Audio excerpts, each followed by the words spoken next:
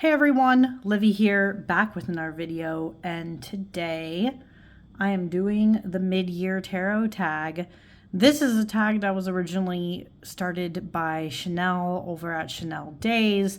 This has been going on for a few years now. There's been a couple of iterations. I guess this is the 2025 version. So we're going to get into it. This is basically just a check-in to see where I'm at in the middle of the year with my tarot practice and oracle, I guess, too, and all that jazz. Although, looking at the pile of decks I'm going to talk about today, I think there's only one oracle in the pile, but that's okay. You know, it's basically just, to check in where you are and your divinatory practice. So, let's get into it. Okay, there's 13 prompts, but prompt number 1 of this tag is a deck that you've used the most so far in 2025. And this one's actually, okay, this is like a tie, a toss-up between two decks. And I decided to talk about one more than the other because I still have the urge to use this deck past its month time. And that deck is this one. This is the Magical Creatures Tarot. This, you guys already know, this was a Kickstarter deck. I got it late last year, I think is what it was. Yeah.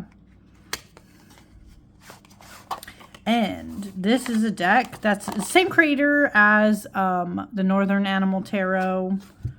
Oh, there's still one card in there. Awkward. Okay. Anyways, these are the backs. Love them.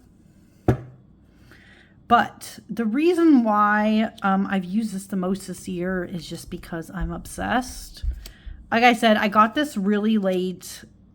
I think it was really late last year. It was either like, I'm pretty sure it was either like November or December when I got this deck. And then I like immediately used it in January of this year. But then I also cheated and I started using it in April again to read for people at work, and I still have the urge strongly to use this deck because I am obsessed with it. I'm obsessed with the artwork. I'm obsessed with the style. I'm obsessed with the subject matter. It literally gets me right in the jugular, especially the wardrobe, right? Like the Narnia vibes. This deck just does so many cool things. I love it. I love it. I've talked about this deck. I have, I think I have an unboxing, flip through, talk about of this deck. Someone correct me if I'm wrong, but I'm pretty sure I did. Again, maybe late last year, but yeah, I really started using it this year. Or maybe I started using it last year. I don't know. I just know that I've been using it a lot this year and I really like it. I think now it might have taken my favorite spot compared to Northern Animal Tarot. I've already talked about this in a couple of other videos. It just has to do more with the usability of this deck. It's much easier for me to use than my copy of the Northern Animal that had a different card stock. I mean, now I think she switched it to where all her decks are this linen, but like before she was experimenting a little bit. So I have like a different card stock, and that just made the Northern Animal a little harder to use. This is much easier. I also love the guidebook. I love the extra cards, like their meanings and things. Yeah, so this one is just really good. It reads really well for other people as well as myself, but it reads really well for other people. They've thought this is really cute. So this has just been, yeah, like a crowd favorite, and that's why it's probably been the deck that I've used the most this year. Okay, prompt number 2 of this tag is a new deck that came into your collection. And I'm going to talk about this one because I still think it's very fascinating. So in this bag here, because it came in originally a giant-ass Llewellyn box that I fucking hate, sorry, but true, is this deck. This is the Good Fortune Tarot. And I am very excited by this deck. Okay. I love the idea of this deck, and this is a new deck that came into my collection. I kind of hemmed and hawed, though, about if I was going to get it, But ultimately, I decided to do so because if you don't know, this deck is combining not only the RWS, but Marseille tradition in it. It's more to do with the guidebook, so I am studying the guidebook slowly, but it is talking about those things. I just think this deck is really smart. I think it's really interesting. I like that it's not Llewellyn's typical cardstock. This is a linen, and this linen is it's not the greatest linen I've ever experienced, but it's a step up for sure from their typical cardstock. I kind of hope they do more decks in this linen or just switch to the old cardstock they used to do in like 2015. I don't know why they got rid of that one. Anyways, anyways, about this deck, I just think it's really good. Jessica Rue's art style is brilliant. I love that it's diverse. So I think this is going to be a really great investment piece. Debating on when to use this. Oh, and I love this card. Yes. I don't know. Sorry. I always think of like a dragon sitting on coins when I think of the Four of Pentacles. So that was like perfect. Yeah. This is a good one. But this is a new deck in my collection. And I'm very excited it's here. I just got to think of when to use it. But yeah, this is the Good Fortune Tarot. Okay, prompt number 3 is a deck that could be better. And you guys should have known that this was coming. You should have known that this was coming. Oh man, let's talk about this. This in here is the mini version of the Victorian Fairy Tarot. This was a Kickstarter deck that took like over 2.5 or more years. I don't even remember now, to get to all of us. There's a lot of drama. I talked about it a little bit in my video where I was unboxing this and people were very upsetty spaghetti about it, but I had to be very honest because you guys know I'm just very honest in general. I don't like sugarcoating things if I think they're really bad, and this was one of them. This deck could have been better in its production quality. It made a lot of money, like shit tons, like hundreds, thousands, I'm pretty sure. And for that amount of money, we got the short end of the stick as consumers. But let me talk about why. First off, let's look at this box. Yep, does that immediately. So box, not great. Then you have the deck itself. These are the backs of this edition. The indie run. This is the gilding. Gilding could have been better, right? This gilding sucks. I'm just gonna be honest, this is the worst gilding I've ever encountered in a deck. I don't know how they did it. I don't know how it happened. Don't know. Cardstock itself is okay-ish in the feel, but it's not like the greatest either. It does bend well though. And so for all those reasons, this deck could have been a lot better. And by the way, also, I don't know if you guys can tell, a lot of the images just seemed slightly blurred. I don't know what it is about it. It's just like, I don't know why it's got a fuzzy quality to it. I'm like, why is it like that? Why is it like that? This was a mass market deck at one point by Llewellyn themselves. But then it went out of print. And so they decided to try to do an indie run. And I don't know if that was the greatest of choices. It just, I don't know now. So this deck could have been a lot better. What's really funny is that Chanel also talked about this deck in her video, which I will link down below. But she talked about it, and this was her biggest surprise. Honestly, when I knew that this deck was taking 2.5 years to be made, when this deck was all the artwork and shit was already done. When they already started talking about the drama with like trying to get the whoever was supposed to produce the deck to produce it, and then they had to go with somebody else and all that shit. When I knew that was happening, that's when I knew. I was not surprised. I knew this deck was going to have issues. But I was hoping against hope that it would be better.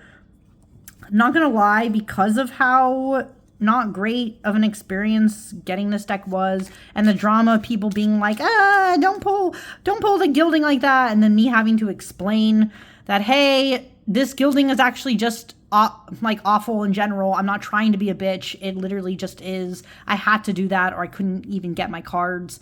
That whole kerfuffle made it that this deck could have been a lot better. And unfortunately, because of that, I have not used it a lot either. Maybe in the future that'll change, but it just is what it is. But yeah, this was the Victorian Fairy Tarot. I don't want to give this much airtime right now, so I'm going to move on to my next deck. Okay, next, prompt number 4 of this tag is a deck that I'm currently using. Now, here's the thing with that. The way I've been doing tarot lately or this year is that I'm actually using like 5 or 6 different decks. Obviously, I was not going to show all of them, so I just picked one at random of the May stack, and it's this deck. This is, if I can, here we go. Okay, this deck is Every Little Thing You Do Is Magic Tarot. It is oracle size, so you guys know I have small hands. I can't even fully get my finger around it in some ways, but I still love it somehow. I think it's just the style of the deck. The cardstock is interesting, not bad. I love this deck too. Maybe I'll go like this. I don't know. Sometimes I do that, but I don't like the. Don't mind me. I'm just like wigging out on the side. Anyways, I like this deck. I haven't used it for a lot of things. I've been wanting to experiment with this more this month, but I've done like 1 or 2 readings maybe with this one. I don't know. This is just one of the decks, right? I use a lot of decks in a month. I like to switch them around. I don't like to be confined to just having one deck per month. I know some people do that practice. Not my practice, not my thing, not my style. This deck is so cool though. It combines animals with collage work, and some of them are not animals like this. But it's just really interesting and different. The borders are really fun and different. I just think this deck is here to have a good time, and I'm here for that good time. I don't know. I like it a lot. Now, as someone with smaller hands, it is kind of a pain, to shuffle it. I will say it's just not as smooth for me because, again, it's just sizeability. I just feel like it's going to fall out of my hands at any second, but at the same time, I don't know. I like it despite that. It's not the worst of the biggest decks I have in my collection, but yeah, this is the Every Little Thing You Do Is Magic Tarot. Oh, another fun thing about it, if you don't know, it has this like little guidebook. And even in this one, you get this cool thing where it gives you like a stone, a song to go with it, and a scent. So I just think that's nifty. I don't see anybody else really doing that. That's just like unique and different.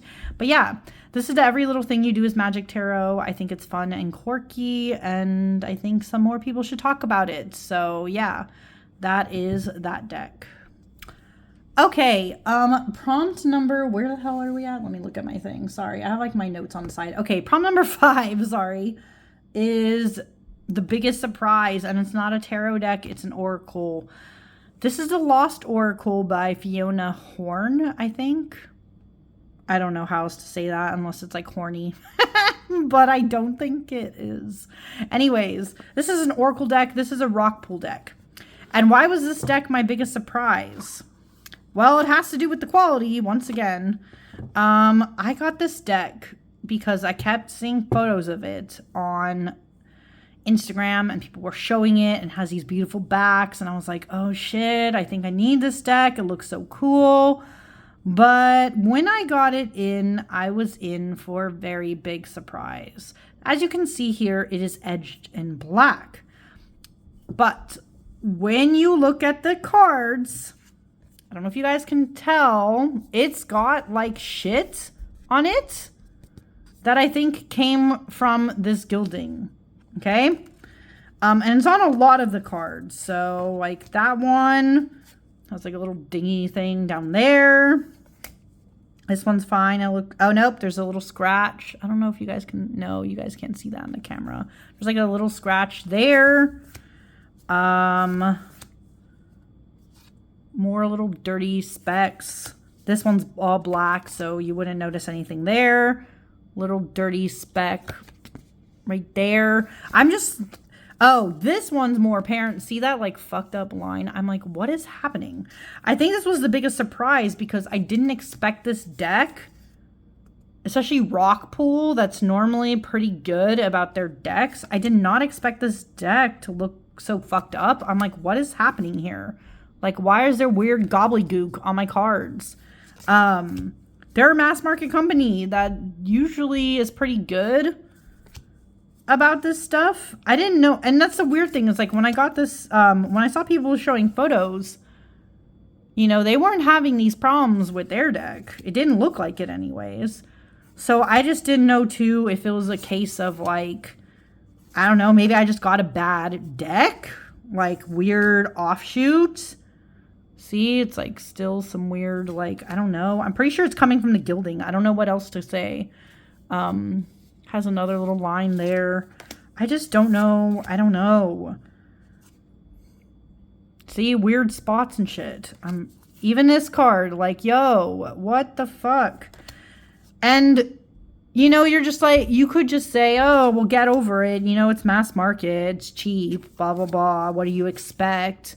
But Rockpool has actually a lot of great Oracle decks and shit. And I've never had this many that arrived to me this fucked up. So I can definitely go, hey, Rockpool, what the fuck? Like, what's going on with your deck, please? Why do you have weird-ass gilding that has, or edging, sorry, that has made your deck look so fucking weird upon arrival? Like, what's, bro, and do you see how many cards it is? It's just really strange.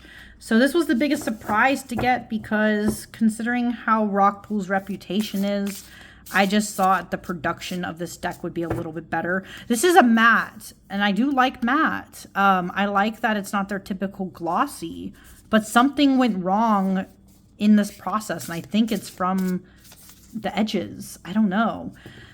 So, yeah, this was a little disappointing in that way. I was just hoping for a little bit better from them, but it is what it is now. This is the Lost Oracle. Still very beautiful of a deck, just don't know why mine is so dirty, I guess. So, yeah, gonna move on. Okay, next up, we are gonna talk about this deck. This is Windbell Island. Oh, let me explain what the prompt is. My bad. Prompt number 6 is your deck crush. This is my current deck crush. I realized it because I keep wanting to touch this card and talk about it and say whatever. So I think that means it's a crush. These are the backs. This deck is beautiful. Very bright colors, great linen cardstock, but it's Woe Studios, so what do you expect? It's always going to be that good. I really like linen, sorry. I am obsessed with this deck. This is my current deck crush. I'm obsessed with the colors. I'm obsessed with the way it's drawn. I'm obsessed with these figures. I like that there's a lot of storytelling involved in this deck. There's a lot you could say. The guidebook's actually pretty decent too. This is just so good. There's something about this that really resonates with me, as we say in the tarot thing. I think this is the only card in this whole deck I actually don't like. I wish they had done something different with this 8 of Wands. But that's about it. Most people kind of fuck up the 8 of Wands as is. So I don't know what I really expected there. It has some extra cards. I think there's 2. One is called Home. Maybe I already passed that one. This one is Growing Up. Very cute. And it's my crush. I just want to kind of use it. I haven't used it yet, but I'm crushing on it hard because it's so fascinating. And the colors and just everything. Look at how badass this devil is. Like, so cool. And this too is so cool too because the knives aren't pointed at her, they're pointed away. But at any time she could still mess herself up. I don't know, it's so good, guys. So good. I don't know, I'm really vibing. Like I said, really good cardstock as usual. So good. So yeah, that's Windbell Island. Crushing on it hard, but yeah, I'm gonna move on to the next prompt. Okay, prompt number 7 is a favorite single card from tarot card from a deck, and it's gonna come from the Guidebook. Okay, so fun fact right now, if I didn't say it at all on my channel, I think I did. I don't know. I'm currently in a devil year.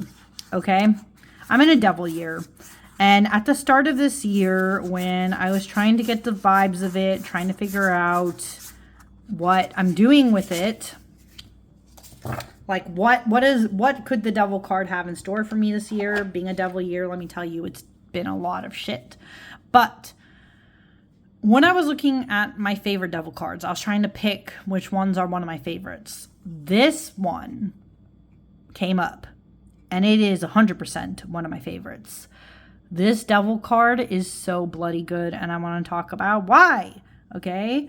Besides the fact that you get nods to the RWS here with like the chained figures and everything, what I really like about this devil card is the fact that it is a dark mirror, and you could vaguely get the outline that there's somebody in there, but it's talking about you. You. And the person you look at in the mirror, that could be your dark side, right? And I like that this card explores that. I've had to look at myself in the mirror a lot this year and decide, am I okay with how things are going? Am I falling into bad habits, or am I breaking out, or I'm indulging too much, or what am I doing this year? What the fuck is happening? And I think it's a lot of those things. But I think the biggest thing this card reminds me of is when you look at yourself in the mirror, are you okay with what you have? Are you okay with where you are at right now? And if you're not, then what are you going to do so that you're not seeing your evil twin on the other side, right? The Alice in Wonderland scenario of the looking glass world and all that stuff.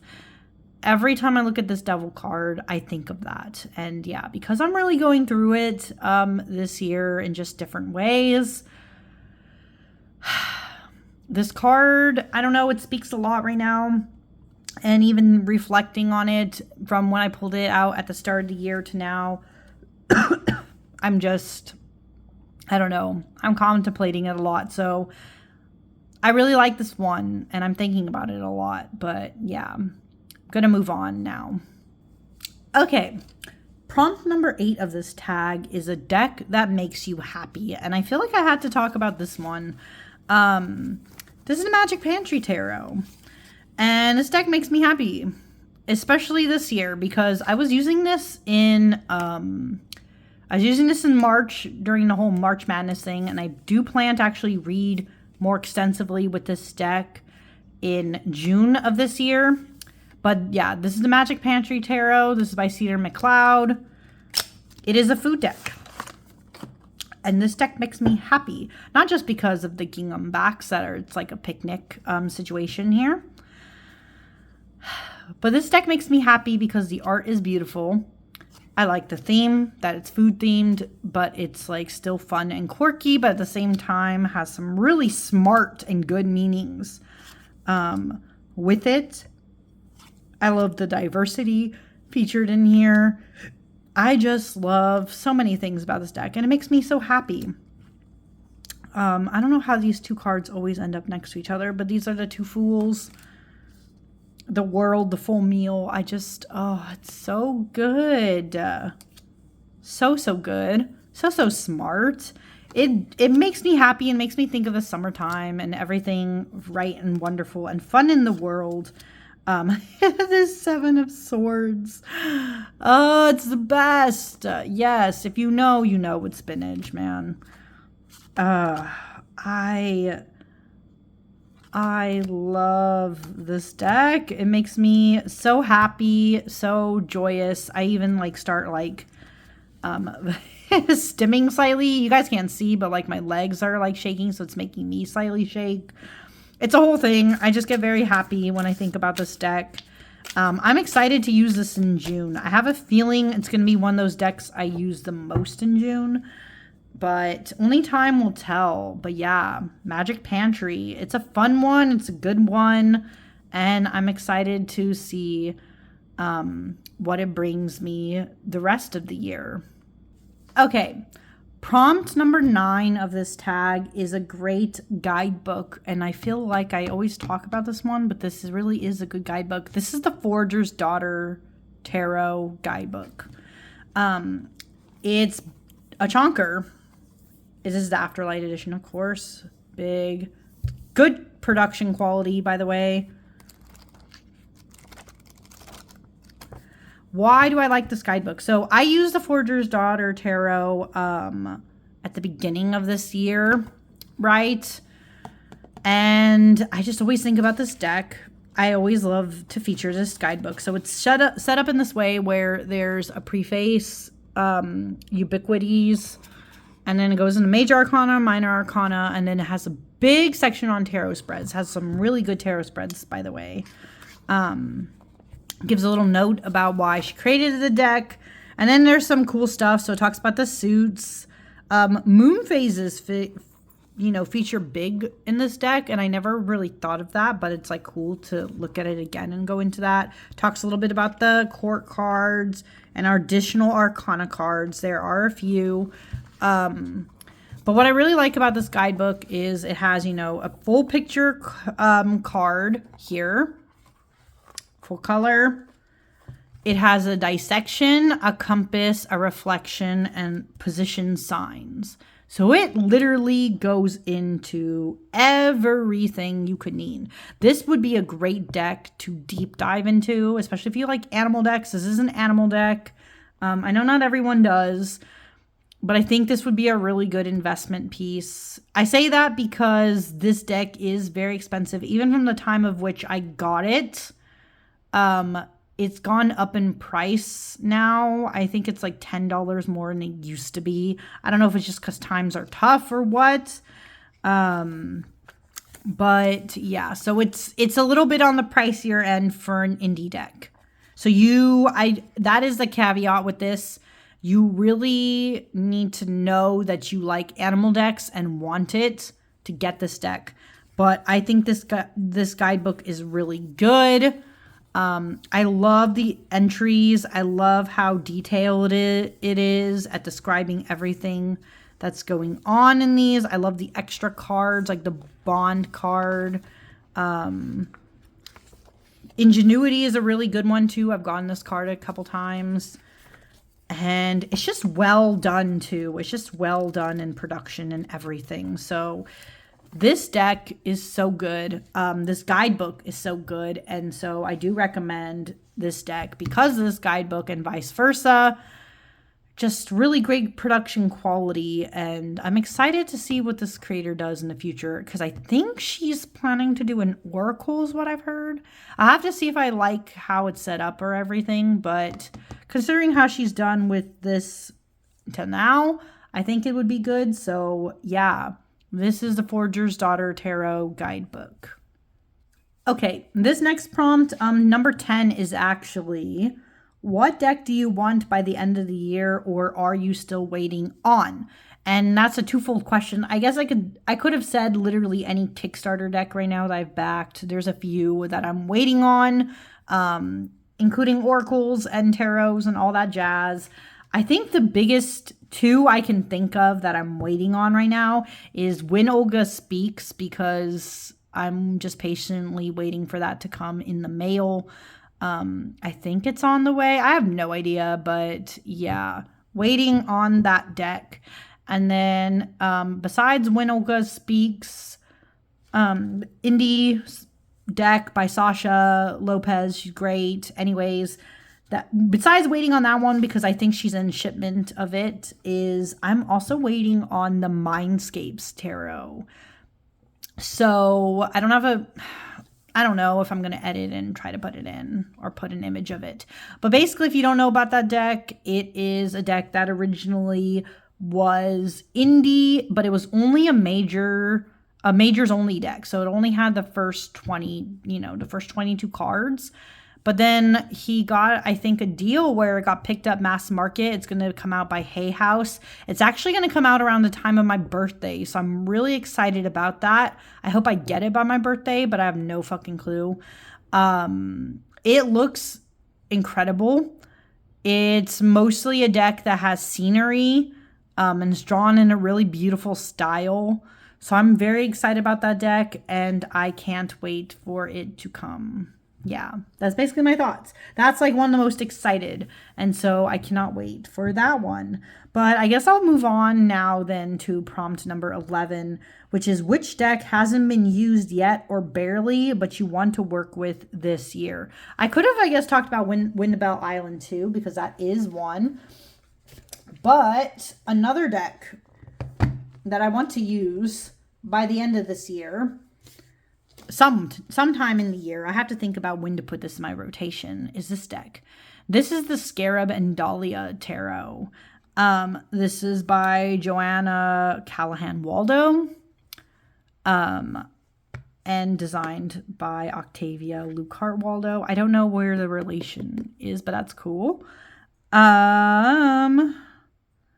This deck is big. This is a chunker. This deck is also indie.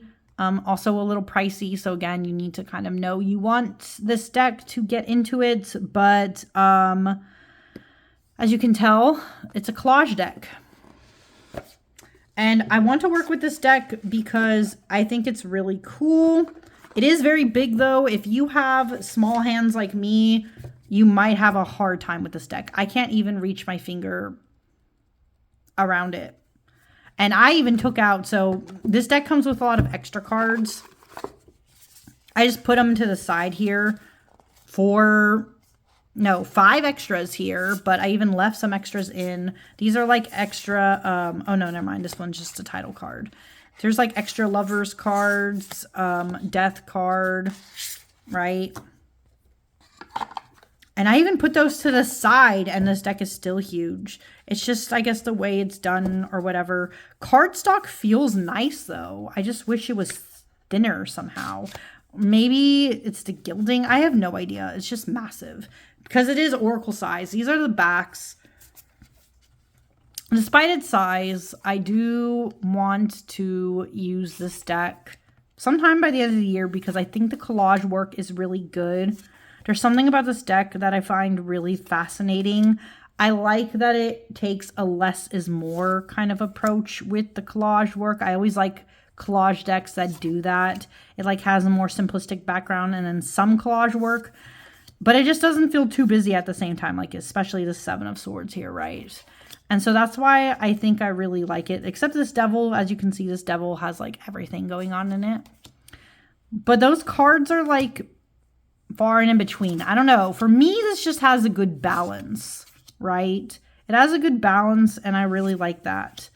And so for that reason, I want to use this. But because I do have like a crazy schedule this year of like how I'm trying to use cards, especially the ones I had gotten last year because I got this deck this year, I haven't figured out when to put this in rotation yet. I might switch some things around and just shove it somewhere. I don't know. And we're halfway through the year. I'm filming this in late May, right? So we're getting halfway times and I just don't know, but yeah, this is a good one though. This for some reason, I don't think it is, but this image of the lake looks like Lake Tahoe, so this also makes me very happy. But yeah, this is a cool one. So this is the Scarab and Dahlia Tarot, and I think it's really cool. And so I'm excited to just, you know, dive into it eventually. Okay. Prompt number 12 of this tag is actually a favorite video you've made or seen. I'm not gonna lie, my life was so chaotic in certain months of the year so far that I stopped watching videos as much. Things were just getting very chaotic and I didn't have as much time to watch people's content. I'm barely catching up now. So for watching, I don't know. For made, I mean, you guys could argue, oh, didn't you like doing Tarot March Madness? And I kind of did, but it was like a chaotic time also to have done that. So was it my favorite? I don't know, but it was really fun. I think one of the like videos I made this year that kind of sticks out in my mind is I did a video where I talked about some of the ways that I do tarot and oracle together. I did notice in that video I was really sick still. Like I was getting over being sick.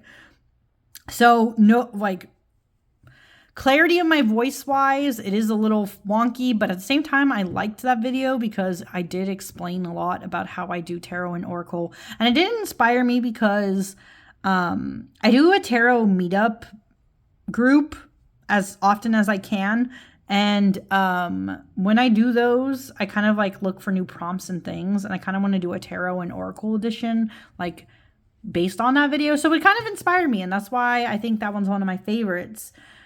But finally, the last prompt of this tag is actually 13 is to pull a card for next 6 months or pick a card whose energy you want to bring into the next 6 months.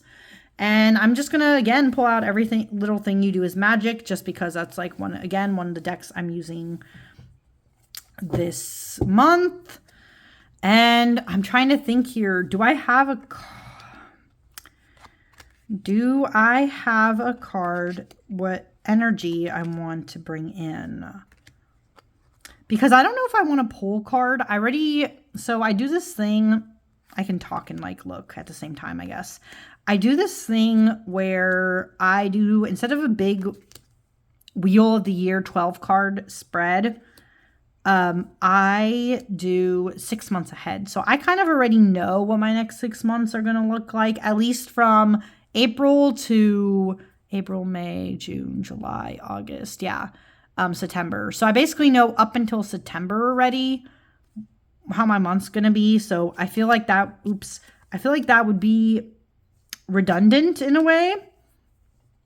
So if I think about energy that I want to bring in to the rest of, I think it would be this, the kind of energy I want to bring into the rest of the year, I would say it's more this vibe. This is a Champion of Wands, and Champion, I believe, ties into the Knights. So Knight of Wands. I want more of this energy going into the next 6 months-ish time, because I really admire the Champion of Wands and Knight of Wands. I really like their energy. I want to be more creative the rest of the year, especially this summer. I'm coming out of a stressful time, just craziness with work and everything going on, a lot of crazy ass changes and things like that. But I want to get full steam ahead into the things that I do give a shit about, because I could let the chaos going on at work really keep affecting me like it has, or I can barrel through it, wands blazing here, and do the things that actually bring me joy. Actually creating and doing things. Part of this too has to do with the fact that I've mentioned this once or twice on my videos, and I'll mention it again. I'm not showing anything yet because I'm still deep in the process of it, but I am currently in the process of creating my own spread deck. I hesitate to call it tarot because I think you could use this deck for oracle too, but I'm in the process of creating a spread deck. Yes, I can say that. I will say that. That's all I will say. I'm in the artwork phase of it though. Don't expect a lot in the artwork, by the way. I'm not the greatest, but I'm doing a lot of abstract art with watercolor. That's basically the main vibe of the deck, is that it's using all watercolor. I'm really excited trying that out. I want to get that out, or most of the artwork done by, I don't know. I'm trying to be ambitious. I think in the summer, I'll have a lot more time to do the artwork. So there's that, but I think I want to get it out. I feel like August is optimistic, but I want it all done by then. And then I need to do a lot of editing and all that jazz. But yeah, so this is the energy I want to take, because to complete the project and do the thing and to also write more and do everything else, I need this energy. So I'm hoping for the best. But anyways, if you guys watch this video this long, thank you so much for watching. And yeah, I'm going to see you guys all again next time. Bye.